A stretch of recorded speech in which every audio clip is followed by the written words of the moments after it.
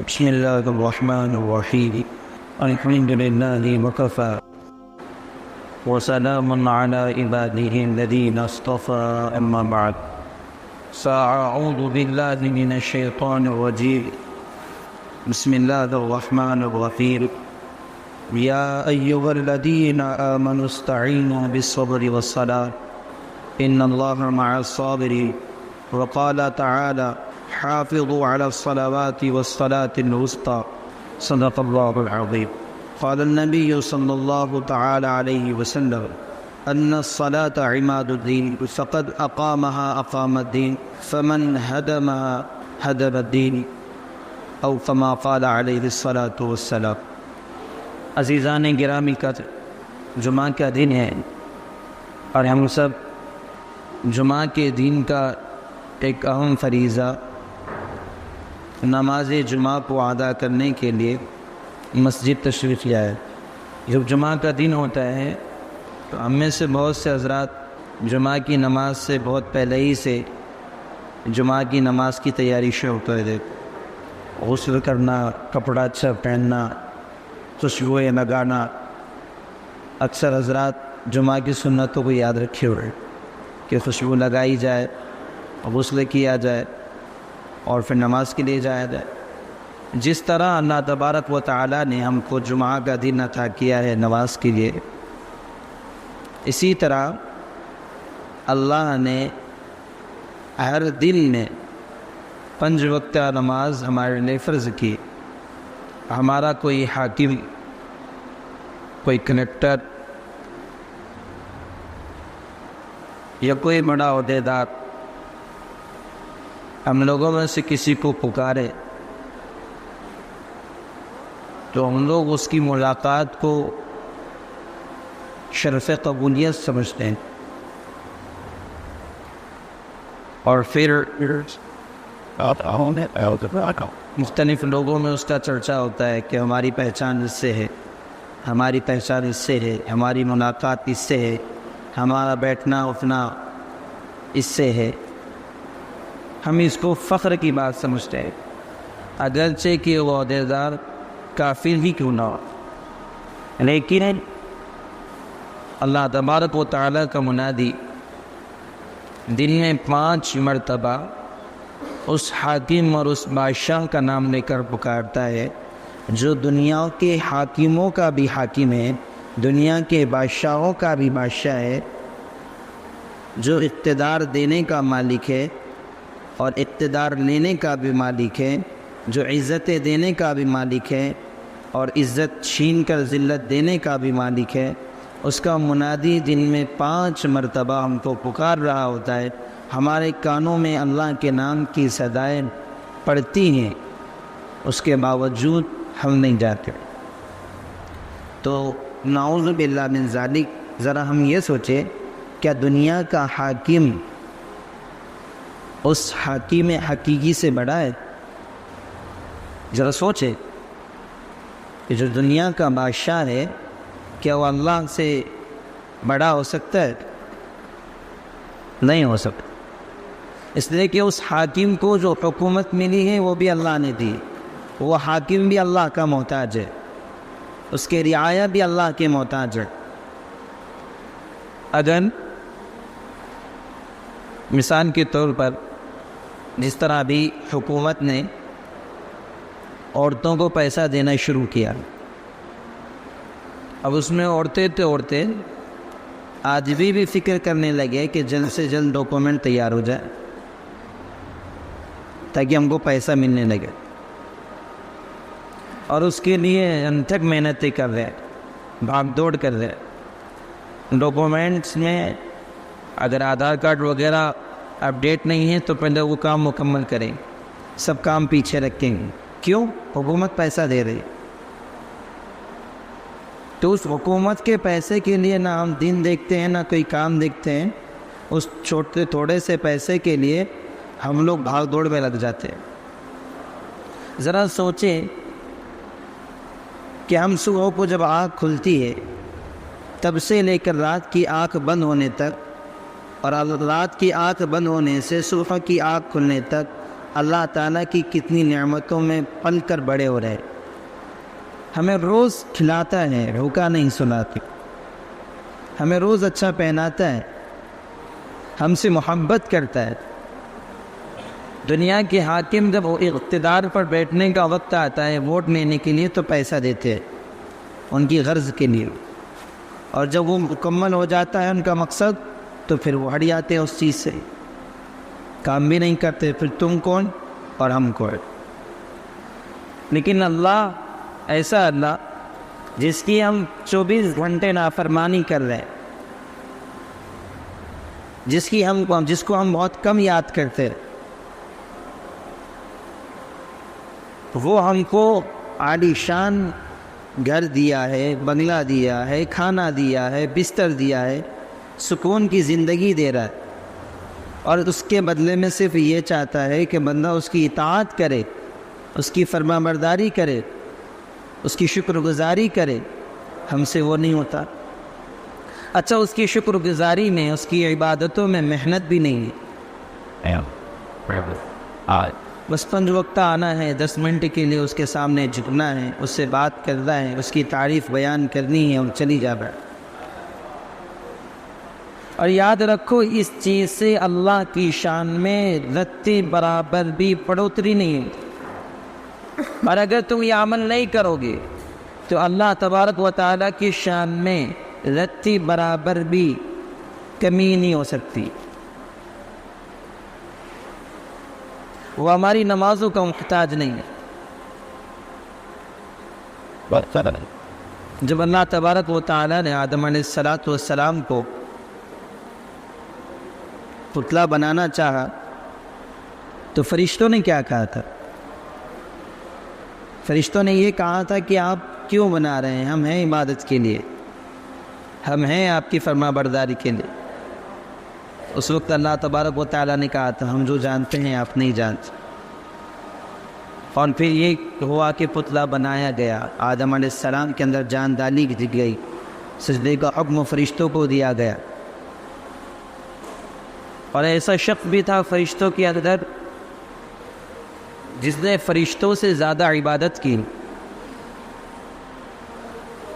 اس نے جب یہ دیکھا کہ اللہ تبارک و تعالیٰ نے ایک پتلا بنایا ہوا، اس میں جان ڈالی کی ہے جو مٹی سے بنا ہوا، اور ہم سے کہتا ہے کہ سجدہ کریں، تو اس نے کیا کیا؟ انکار کیا.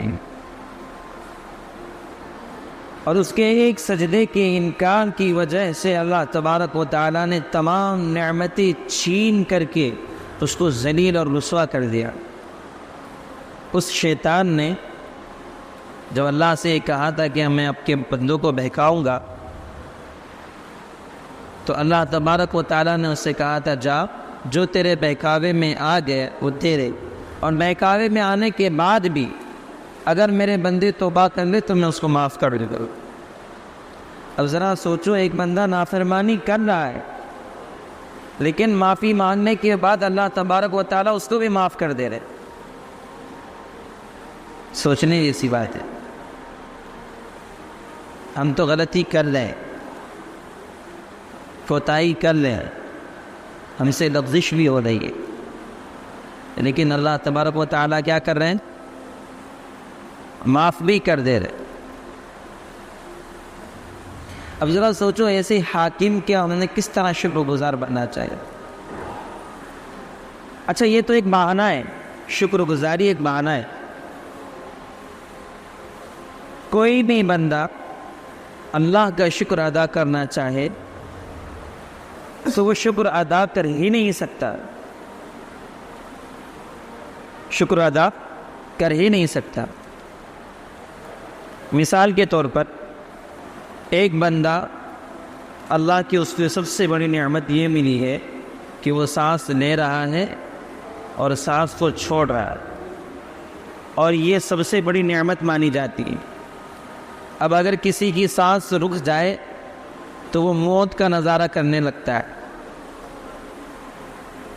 اب اگر بندہ کوئی یہ سوچے کہ اس سانس پر میں اللہ کا شکر گزار بننا چاہتا ہوں، اور اس سانس میں شکر گزاری کی طور پر 2 رکعت نماز چھوڑ دیجیے. کوئی بندہ یہ چاہے کہ میں 2 سجدے کر لیتا ہوں، تو میرا ماننا یہ ہے کہ اس کی سانس اتنی بڑی ہے ہی نہیں کہ وہ 2 سجدہ کر رہی.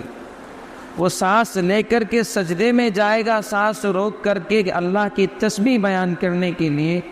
اگر کتنی بھی بڑی سانس ہوئی اس کی تو وہ اٹھ سکتا ہے، ایک سجدہ کر سکتا ہے، دوسرے سجدے میں جاتے ہوئے اس کی سانس ٹوٹ ہی جائے. شکر گزاری کا ہوئی. لیکن یہ نقل اور حرکت یہ اللہ کروانا چاہتا ہے، اس لیے کہ اس نے اتنی نعمتیں دے رکھی ہیں تو اس کی بڑائی تو کرنی چاہیے. اچھا، اس کے اندر بھی ہمارا فائدہ ہے. شکر گزاری کرو گے تو پھر اللہ تعالیٰ نوازے گا. اللہ کی بڑائی بیان کرو گے اللہ نوازے گا.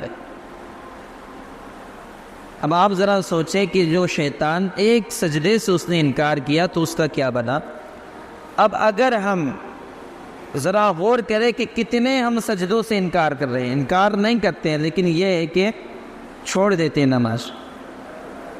حدیث کے اندر ہے حضور صلی اللہ علیہ وسلم نے ارشاد فرمایا کہ بندے کے اور اس کے ایمان کے درمیان، یعنی اس کے بندہ اور اس کے کفر کے درمیان کوئی چیز ہے تو وہ نماز ہے. اگر نماز پڑھے گا تو ایمان پائے گا. اگر نماز چھوڑ دیتا ہے تو کافر نہیں کہلایا جائے گا مطلقاً، لیکن کفر کے قریب پہنچ چکا ہے. کفر کے قریب پہنچ چکا ہے. اسلام کی بنیاد 5 چیزوں پر ہے. حدیث میں 5 چیزوں پر.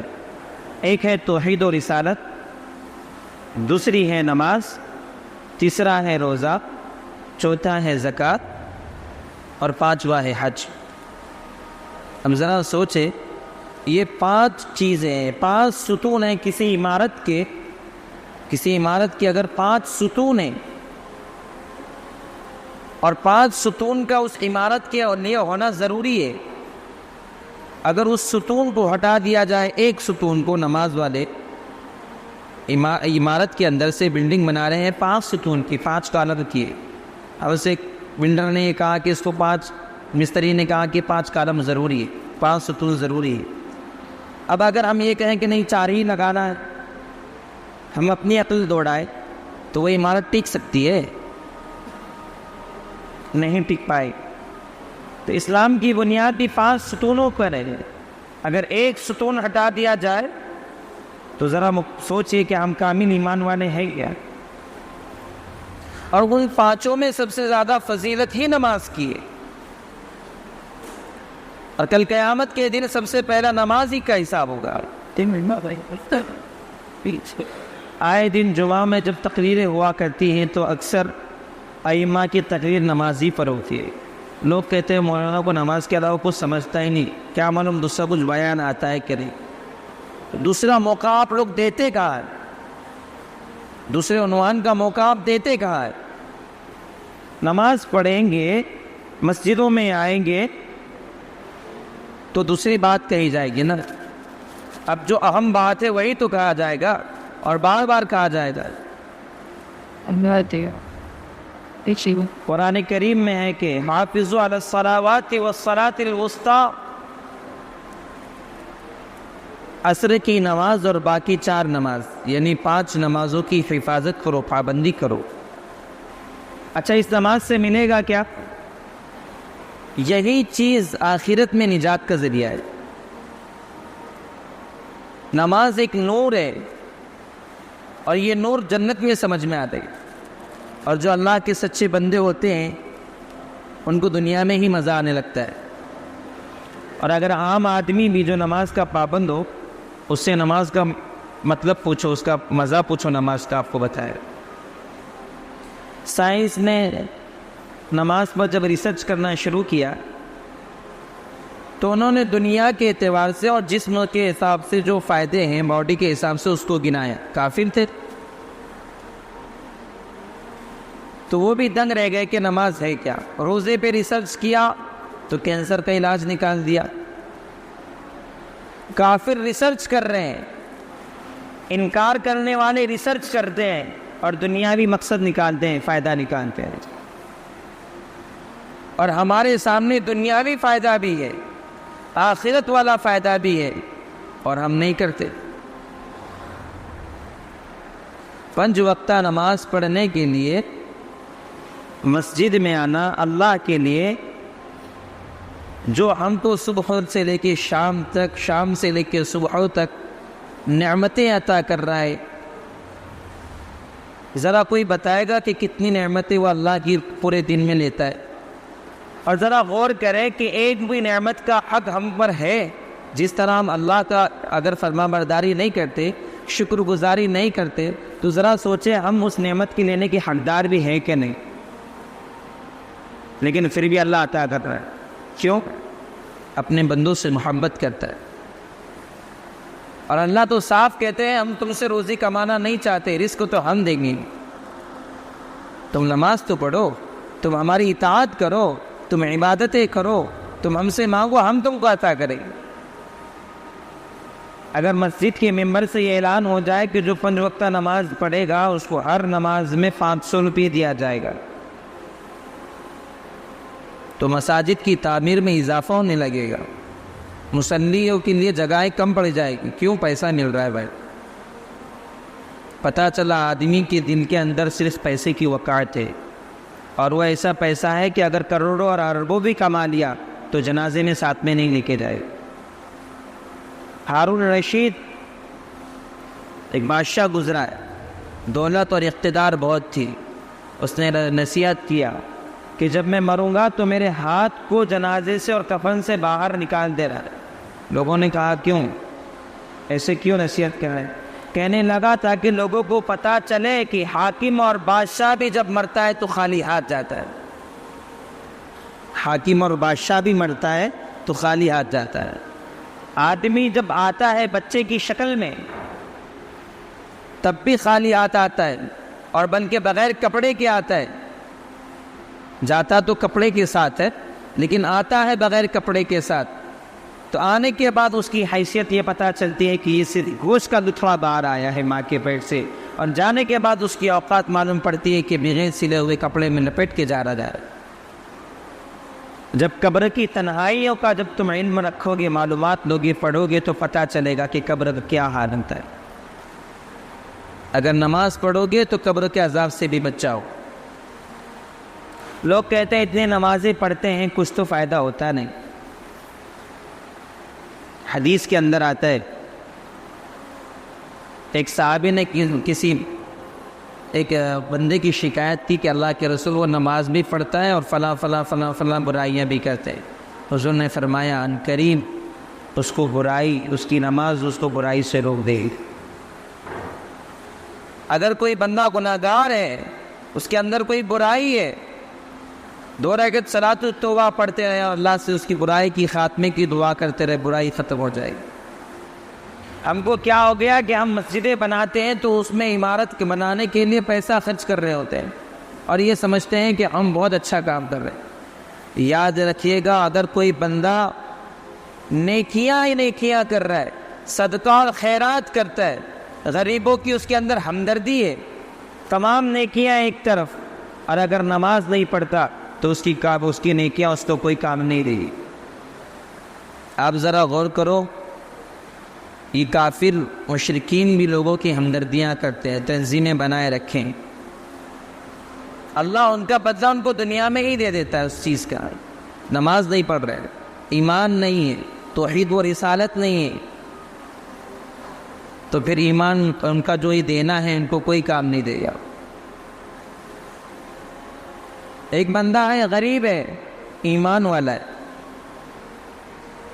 کچھ نہیں ہے، فقر و فاقے سے زندگی گزار رہا ہے، لیکن نماز پڑھتا ہے، اللہ دنیا میں بھی کامیاب کر دیں گے اور آخرت میں بھی کامیاب کر دیں گے۔ ہم کیسے رب کو چھوڑ رہے ہیں؟ اللہ جب رات ہوتی ہے تو اپنے دینے کے لیے حدیث میں آتا ہے کہ ہاتھ پھیلاتا ہے صبح تک، اور یہ اعلان کیا جاتا ہے کوئی ہے جو توبہ کر لے وے، کوئی ہے کسی کو رزق کی تلاش ہو، کوئی ہے لینے والا جس کو نکاح کی پیغام کی تلاش ہو، یہ اعلان کیا جاتا ہے۔ حکومت اعلان کر رہی ہے 1500 روپے کے لیے تو رات ہو کہ آؤ ہم سے لیجیے، ہمارے خزانے سے لیجیے، ہم دینے والے، سب سوئے پڑے۔ صبح ہوتی ہے، صبح پھر اعلان ہوتا ہے دینے کے لیے، شام تک کہ کوئی ہے بندہ جو ہم سے لے ہم اس کو عطا کریں۔ ہم لوگ ایک دم بے حس ہو چکے۔ آج ہمارے اوپر جو حالات آ رہے ہیں یہ ہمارے اعمال کا خمیازہ ہے، یہ ہمارے اعمال کا خمیازہ ہے۔ ورنہ یہ جس طرح آج کی اقتدار پہ جو حاکم بیٹھے ہیں، یہ پچھلی قوموں کی حاکم کے مقابلے میں ایک چیوٹی کی بھی حیثیت نہیں رکھتے۔ وہ لوگ ایسے حاکم تھے کہ 40 اونٹوں پر خالی خزانوں کی کنجیاں جایا کرتی تھی، اور ایسے ظالم تھے کہ تیل کڑاؤ میں تیل کو گرم کر کے زندہ انسان کو اس میں ڈال دیا جاتا تھا۔ ایسے ظالم بادشاہ تھے، اور ایسے ظالم بادشاہوں کے بارے ہی میں ہی کہا گیا کیا ان کا پڑوسی کون ہوگا، جہنم میں ان کا ساتھی کون ہوگا؟ جو نماز کو چھوڑے گا، وہ حامان کا، وہ قارون کا، یہ ایسے بادشاہوں کا اور ایسے کافرین کا، ایسے بدتر لوگوں کا ساتھی ہوگا جاندار۔ اب بتاؤ ہم کتنے لوگ ہیں ایسے ہیں؟ کوئی چاہے گا کہ اس کا حشر فرعون کے ساتھ ہو، کوئی چاہے گا اس کا حشر حامان اور قارون کے ساتھ ہو، اس لیے کہ ان لوگوں نے تو کفر کیا ہے، ان کے اوپر تو اللہ نے عذاب ڈالا ہے، اور اللہ تعالیٰ نے ہم کو ان سے نصیحت حاصل کرنے کے لیے ایک شیطان کو، فرعون کو ابھی تک کہ اس کی لاش کو رکھا ہے تاکہ لوگ اس کو دیکھ کر عبرت حاصل کریں۔ خدائی کا دعویٰ کرنے والا، کسی چیز کی کمی نہیں تھی، دولت اور اقتدار بھرا پڑا تھا، اللہ کا دعویٰ کیا، خدا ہونے کا دعویٰ کیا، رب ہونے کا دعویٰ کیا، تو نہ زمین نے لیا ہے، نہ آسمان نے لیا، نہ پانی نے لیا، نہ ہوا نے لیا، اور اللہ نے اس کو باقی رکھا تاکہ لوگ عبرت حاصل کریں اس کو دیکھ کر کہ ہمارا انکار کرنے والے کا کیا حشر ہو رہا ہے۔ ہم لوگ انکار پہ انکار کیے جا رہے ہیں، ہم انکار تو نہیں کر رہے ہوتے ہیں، کھول کر ہم یہ کہتے ہیں کہ نعوذ باللہ من ذالک، ہم کو اگر نماز نہیں پڑھنا ہے، ہم نماز پڑھنے کو پسند نہیں کرتے، تو انسان کافر ہو جائے گا۔ اور آدمی غور بھی نہیں کرتا، بات بات میں چھوٹی بات سمجھ کر کے وہ کافر ہو جاتا ہے۔ بہت سے احباب یہ کہتے ہیں جا تجھ کو نماز نے کیا دے دیا، بڑی بڑی بات کر رہا ہے، تجھ کو نماز نے کیا دے دیا، ہم نہیں نماز پڑھتے، اللہ نے مجھے دیا ہی کیا ہے۔ یہ تمام باتیں کفر والی باتیں، شرک والی باتیں، اور اللہ کو شرک اور کفر پسند نہیں۔ بہت سے لوگ ہیں ان کو نماز کی دعوت دو تو کہتے ہیں کہ کیا نماز لگائے، اولاد کا بھی کوئی حق ہے۔ اچھا، وہ جس ذریعے سے رزق کما رہے ہوتے ہیں ان کا عقیدہ یہ ہوتا ہے کہ یہ رکشہ، یہ آٹو، یہ کمپنی اور یہ حاکم ہم کو پیسہ دے رہا ہے، ہم کما رہے ہیں۔ وہ اتنا انکار کرنے کے بعد بھی اللہ ان کی پکڑ نہیں کر رہا ہے، اللہ ان کو دیتا ہے اور موقع دیتا ہے تاکہ بندہ توبہ کر لے۔ آج جمعہ کا دن ہے، 1:30 بج گیا ہے، ہم 2 رکعت نماز پڑھنے کے لیے آئے۔ مسجد جس طرح بھرنی چاہیے تھی نہیں، کتنے ایسے لوگ ہیں جو جمعہ بھی نہیں پڑھتے۔ ہم نے ایسے واقعات سنا ہے کہ ایک بندے نے 15 سال تک کے سورج ہی نہیں دیکھا ہے، رات بھر پوری کام کرتا تھا اور سورج نکلنے سے پہلے سوتا تھا، تو سورج غروب ہونے کے وقت نیند سے اٹھتا تھا اور پھر کام پر جاتا تھا۔ 15 سال ایسے انسان کی زندگی گزری، حقیقی واقعہ بتا رہا ہے۔ بتاؤ ایسے انسان کا کیا ہو، جس کا مقصد ہی پیسہ کمانا ہو، کھانا ہو، مرنا ہو۔ یہ تو جانور بھی کر رہا ہوتا ہے، جانور بھی یہی کرتا ہے۔ جانور کو صبح کھیت میں لے کے جاتا ہے، بیل کو نجایا جاتا ہے، اس کو ہل سے اس کے ذریعے سے کھیت کے کام نکلوا کر کے شام کو جب بیل واپس آتا ہے اس کے سامنے چارہ ڈال دیا جاتا ہے، وہ اس چارے کو کھا کر رات بھر جگالی کرتا ہے۔ تو اس جانور میں اور ہمارے میں فرق کیا ہے؟ لیکن وہ جانور بھی اللہ کی بڑائی بیان کرتا ہے، ہم تو اللہ کی بڑائی بھی نہیں بیان کرتے۔ وہ جانور ہمارے سے اچھا ہے، بے نمازی سے کتا اچھا ہے، بے نمازی انسان سے کتا اچھا ہے، اس لیے کہ اللہ کی تمام مخلوقات ذکر اذکار کرتی ہے، ہم نمازی نہیں پڑھ رہے۔ ہم نے نام تو عبداللہ اور عبد الرحمن رکھ لیے، مسلمانوں کے نام، اور کام ہمارے گھنشام اور رامداس جیسے۔ آدھا گھنٹہ آئیں گے، اور مرغیوں کی طرح کڑک جس طرح بیٹھتی ہوتی ہے، ٹھیک ہے تم بولو ہم سن رہے ہیں، ادھر سے سن رہے ہیں ادھر سے نکال رہے، تم بیوقوف ہو بولنے والے، ہم عقل مند ہیں نہیں کرنے والے۔ اچھا کوئی کڑوی بات بول بھی دیے تو بولے یہ امام ڈینجر ہے۔ حضرت ابن عباس، وقت تو ہو گیا، 2 حدیث نقل کر کے بیٹھتا ہوں۔ حضرت ابن عباس کے بارے میں آج ہی صبح حدیث پڑھی گئی، جو فجر میں تھے انہوں نے سنا ہوگا۔ سواری سے گزر رہے ہیں، کسی نے خبر دی آپ کے بیٹے کا انتقال ہو گیا، سواری سے اترے، 2 رکعت نماز پڑھی، کسی نے کہا آپ کے بیٹے کا انتقال ہو گیا، آپ 2 رکعت نماز پڑھ رہے ہیں، فرمانے لگے ہمیں قرآن نے تعلیم دیا استعینوا بالصبر والصلاۃ، کہ نماز کے ذریعے مدد طلب کرو، صبر کے ذریعے طلب کرو۔ پھر ایک موقع آیا، ان کے بھائی عثمان رضی اللہ عنہ کا انتقال ہوا، کسی نے خبر دی، سفر پہ ہی تھے، سواری کو ایک سائٹ میں لگا کر کے نماز پڑھی، پھر کسی نے وہی سوال کیا کہ آپ کے بھائی کا انتقال ہو چکا ہے اور آپ نماز پڑھ رہے ہیں، فرمانے لگے قرآن کی تعلیم ہے استعینوا بالصبر والصلاۃ، کہ نماز کے ذریعے صبر طلب کرو، مدد طلب کرو، ہم وہی کر رہے ہیں۔ صحابہ کا حال تھا یہ، اور خود حضور صلی اللہ علیہ وسلم کا بھی، کہ اگر موسم بگڑتا، اگر سرد ہوا شروع ہوتی، جس طرح بارش آنے سے پہلے وقت اپنے جو موسم ہوتا ہے، بادلوں کی گرجنے کی آواز آتی ہے، تو حضور صلی اللہ علیہ وسلم مسجد میں تشریف لے جاتے تھے اور نماز پڑھتے تھے۔ صحابہ کا بھی یہی حال تھا۔ ہم پڑھتے ہیں، واقعات سنے ہیں کہ صحابہ نے 2 رکعت نماز پڑھ کے چکی چلوا لی، اور ہم تو نہیں کرتے۔ آج جمعہ کا دن ہے، اگر میں خلاف وقت 5 منٹ آگے لے لوں تو چرچا ہونے لگے گی۔ اللہ کی نورانی گھر میں، ماحول میں بیٹھنے کے لیے بھی ہم کچھ پتہ نہیں کیا ہو جاتا ہے۔ حدیثیں پڑھو، علماء کے پاس بیٹھو، قرآن کو پڑھو، آج ترجمے والے قرآن بھی ہیں، پڑھو، کوئی منع نہیں کرتا ہے۔ ہم مسلمان ہیں، اس چیز کا خیال کرنی چاہیے۔ آج ہم سب لڑ بیٹھے ہیں آپس، معاف کیجئے گا، میں مسلکوں پر نہیں بولتا، اور میں مسلکوں کو مانتا بھی نہیں، اس لیے کہ ہر مسلک والے کے اندر ایک اچھی خوبی ہوتی ہے، ایک اچھی عادت ہوتی ہے، اور میں تو ماشاءاللہ اسی مسجد کا امام ہوں، اپنے آپ کو خوش نصیب سمجھتا ہوں کہ 3 مسلک ہے، اور آج جمعہ کے دن میں اسی کرسی سے دعا کرتا ہوں کہ اللہ تعالیٰ پورے عالم میں ایسا ہی ماحول قائم کر دے، ایسے ہی اتحاد پورے عالم میں ہو جائے تو جھگڑا ہی ختم ہو جائے گا۔ ایک ویڈیو دیکھا کسی نے بنایا ہے اچھی، ایک بندہ کہنے لگا امام ابو حنیفہ کے نزدیک یہ مسئلہ ہے، تو وہ شخص کہنے لگا امام ابو حنیفہ بھی نمازی تھے، امام شافعی بھی نمازی تھے، امام احمد بن حنبل بھی نمازی تھے، امام مالک بھی نمازی تھے، تو بتا تو نے نماز پڑھی ہے؟ پہلے وہ نمازی تھے، کہنے لگا ہاں فجر ہو گئی، بولے بھاگ یہاں سے، فجر پڑھ کے آپ نے پھر مسئلہ کچھ۔ ہم لوگ اختلافات میں پڑے، کون کیا کر رہا ہے، وہ کیا بول رہا ہے، وہ کیا بول رہا ہے۔ ارے ہم پہلے مسلمان ہیں، ہم دیوبندی بعد میں ہیں، پہلے مسلمان ہیں، ہم سنی بعد میں ہیں، پہلے مسلمان ہیں، ہم اہل حدیث بعد میں ہیں، پہلے مسلمان ہیں۔ چھوڑو مسلکوں کی لڑائی، مسلکوں نے ہمارے اوپر ظلم، مسلکوں کی وجہ سے آج جو ہم پریشان ہیں، مسلکوں کی وجہ سے پریشان ہیں۔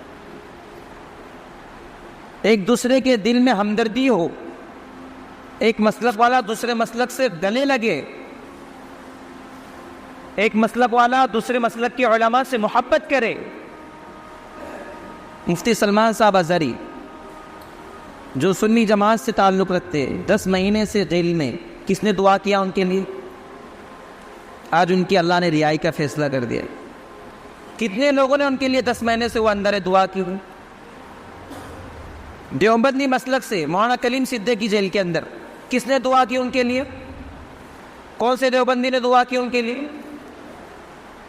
یہ کڑوی بات کہہ رہا ہوں لیکن سچ لگے گی شاید۔ اہل حدیث کے کئی علماء اندر جیلوں میں ہیں، علماء کو ٹارگیٹ بنایا جا رہا ہے، کوئی بھی مسلک کا ہو۔ ہم لوگ مسلکوں میں پڑے ہوئے، اور جتنی شدت ہمارے علماء میں نہیں ہوتی اتنی شدت عوام میں ہوتی ہے۔ وہ یہ کر رہا ہے، وہ ایسی نماز پڑھ رہا ہے، وہ ایسی پڑھ رہا ہے، تو کیسی پڑھ رہا ہے بھائی؟ تو پڑھ لے نماز، نماز کیسے بھی پڑھو۔ ہر مسلک والا اپنی مسلک کے اعتبار سے نماز پڑھے، اس لیے کہ نماز اللہ کی تعریف ہے۔ نماز پڑھیں گے تو اللہ تعالیٰ ہم کو کامیاب کرے. ہم کو تو یہ تعلیم دینی چاہیے. آج وقت زیادہ ہو گیا, معافی چاہتا ہوں. اصل میں یہ غصہ ہے کہ ایک صف میں رہتی ہے, بس مسجد بنا دی, اس میں سب کا پیسہ لگا ہوا ہے. بتاؤ یہ پیسہ لگایا ہوا تم کو کامیابی دے گا؟ حدیث تو ہے کہ جس نے مسجد میں پیسہ لگایا اس کے لیے جنت میں محل لگایا جائے گا. تو ذرا سوچو, جس نے مسجد کے لیے پیسے لگایا تو مسجد میں نماز آ کے پڑھا بھی ہے کہ نہیں؟ اس مسجد کا حق بھی تو ادا کر دو. ایسے اگر مسجدیں بنانا ہی ہے, اگر یہ حق ہوتا تو کتنی مسجدیں لوگ بنا چکے ہوتے. مسجد بنانا آسان ہے, اس کا حق ادا کرنا مشکل ہے. تمام احباب سے گزارش کرتا ہوں, اللہ کے لیے 5 وقتہ نمازی بن جاؤ. جس دن نمازی بن جاؤ گے اور جس دن ہمارے اندر اتحاد آ جائے گا تو کوئی بھی حاکم ہم کو نقصان نہیں پہنچا سکتا. اللہ تبارک و تعالیٰ سے دعا ہے اللہ تعالیٰ ہم کو عمل کی توفیق عطا فرمائے. وآخر دعوانا ان الحمد للہ رب العالمین. جو احباب نے سنت نہیں پڑھی ہے, جب سنت پڑھ